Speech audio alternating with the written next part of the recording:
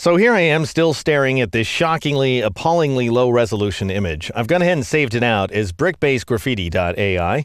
What in the world do we do in order to make this illustration look better? After all, it is ultimately a vector-based piece of artwork. It should be resolution independent. We shouldn't have any resolution issues. Well, as soon as you start heaping on the Photoshop effects, then resolution becomes an issue. And if you want to increase the resolution, you go up to the Effect menu and you choose Document Raster Effects Settings. And this is a document-wide control that's saved along with the illustration, so it affects every single raster effect that you apply. Now notice in my case, I have this document set up with a resolution of 72 pixels per inch.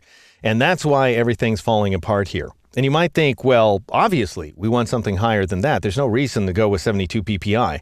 Well, there is. If you're creating a web image, there's not really any reason to go beyond that as long as you're satisfied with what you're seeing at the 100% view. And, by the way, it's going to be way quicker. As soon as you start increasing the resolution value, things slow to a crawl. So you're definitely going to see more longer progress bars. Once we bump it up to medium, it gets even worse at high.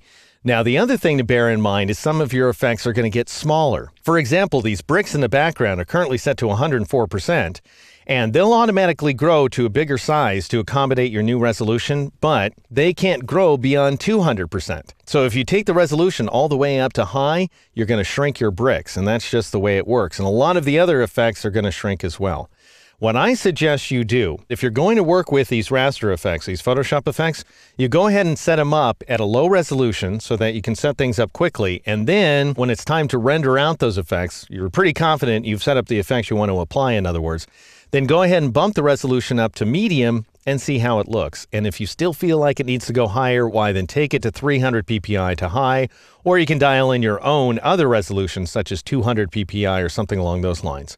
I'm also going to turn on anti-alias so we get as smooth the transitions as possible, and I'll click on OK in order to apply that effect. Now what's going to happen is Illustrator has to sit here and recalculate every single dynamic effect that you've applied, and you may end up seeing something like this, where the progress is not responding. Which is one of those things where you never know if Illustrator's actually crashed or if it's just gone dormant on you because it's so overwhelmed it can't even talk to you properly. In our case, it was just overwhelmed. So the progress bars have gone away, but the spinning circle has not gone away. In fact, I'm still seeing not responding up here in the title bar. But my guess is that everything's okay. Now, we get some more progress bars, which is showing me that everything is working properly, and it's done. And we now have this super smooth piece of artwork. At least the skull is very smooth. The bricks in the background are still a little bit iffy. We've got some rough resolution going. However, we do have smooth effects, and I think that's gonna be good enough, quite frankly, between you and me. If you feel like you want to test out 300 ppi, well, by all means, go for it.